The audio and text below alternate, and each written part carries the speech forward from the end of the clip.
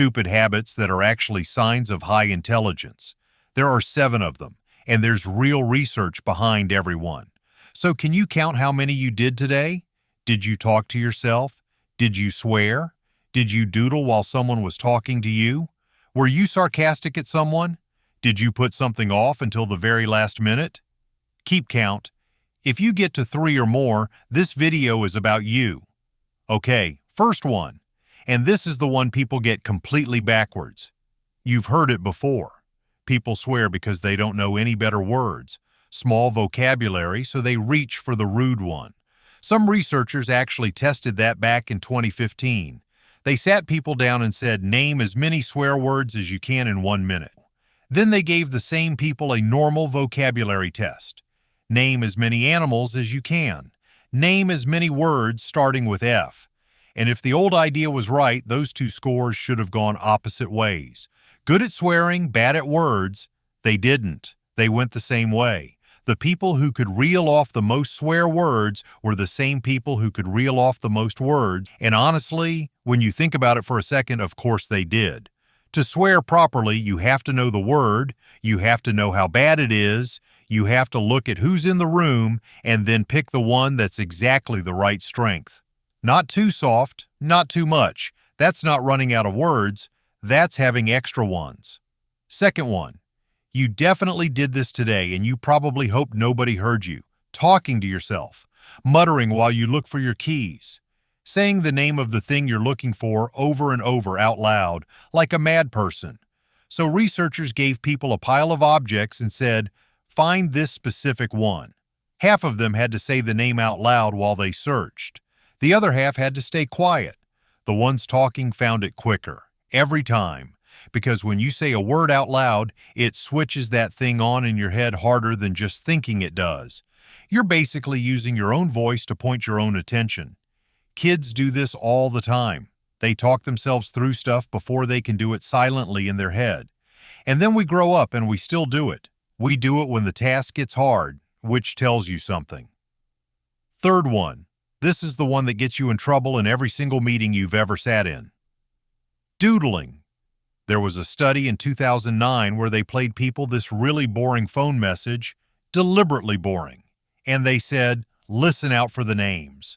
Half the people were also given a little shading task, just filling in shapes on a bit of paper and doodling basically. Then afterwards, surprise. Memory test.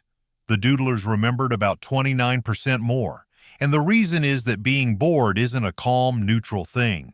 When something isn't giving your brain enough to do, your attention doesn't just sit there politely waiting. It wanders off. It goes and thinks about something else entirely.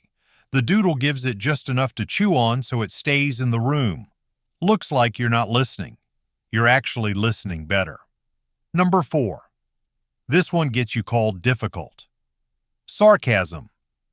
In 2015, they ran an experiment where people had either a normal conversation, a nice, sincere one, or a sarcastic one. Then everyone did a creativity test straight after. The sarcastic groups did better. And here's the bit I like. Not just the person being sarcastic, the person on the receiving end too. Because think about what you're actually doing when you're sarcastic. You're saying one thing and meaning the opposite, and you're just trusting the other person to work it out. And they've got to notice the words and the meaning don't match, and then figure out which one you meant. All in about half a second. Now, one catch, and it's a big one. That only worked between people who already trusted each other. With strangers, it just came across as being nasty. So it cost your brain the same either way. The difference is whether you get a good idea out of it or annoy somebody. 5. This one's the cousin of sarcasm. Being funny. When researchers want to actually measure this, they don't ask people if they're funny. Everyone says yes. They give you a cartoon with no caption and say, write the caption. Then other people rate how funny it is, and those scores line up with verbal ability and general reasoning pretty consistently, which again makes sense when you break down what a joke is. You've got to take 2 things that have got nothing to do with each other, spot the little overlap between them, squash it down into a sentence short enough that it lands before the moment's gone, and you've got to guess what's already in the other person's head. Because they have to get there themselves, that's the whole thing. You can't explain it to them, or it dies. That's a lot of work for something that comes out as a laugh. 6. And this is the one that makes you look like the slowest person in the room, asking the obvious question. Everybody's nodding along. Someone's explaining how the process works, and you put your hand up and go, "Sorry, why do we do it that way?" And the room goes quiet. Somebody sighs. But here's the thing. They don't know either. Go and ask someone how well they understand how a zip works, or a bicycle, or a toilet. They'll say, "Yeah, fine, pretty well." Then ask them actually to explain it, step by step, and it falls apart in about 10 seconds. Because most of the time people aren't understanding things, they're recognizing them.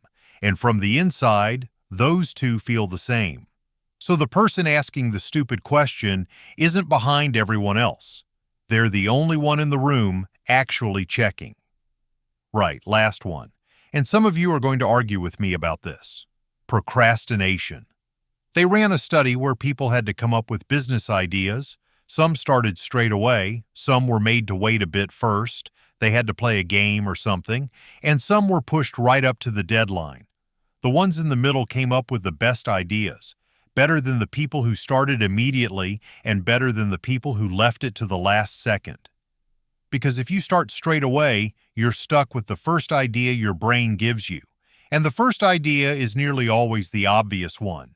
Leave it a bit, and the problem sits there getting chewed over in the background while you're doing something else.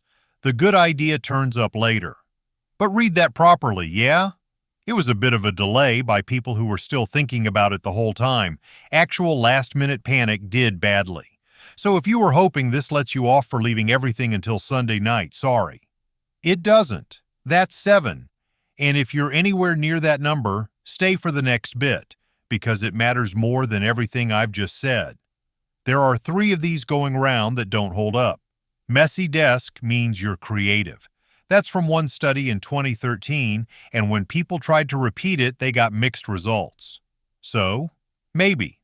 Not proven. Night owls are smarter. There is a link. It's tiny, and the explanation people give for it is argued about, and lazy people think more. That one comes from a small study on students, and it's been stretched way beyond what it can actually hold. So don't count those 3. I'm telling you this because a video that tells you nice things about yourself isn't information. It's a compliment, and you can get those anywhere. So, what number did you get? Whatever it was, it doesn't mean you're a genius. None of these studies measured that, and anyone telling you a habit proves your IQ is selling you something. What they did find is smaller than that, and I think more useful. 7 things that look like you being lazy or careless, and every one of them is your brain doing something that costs it a lot.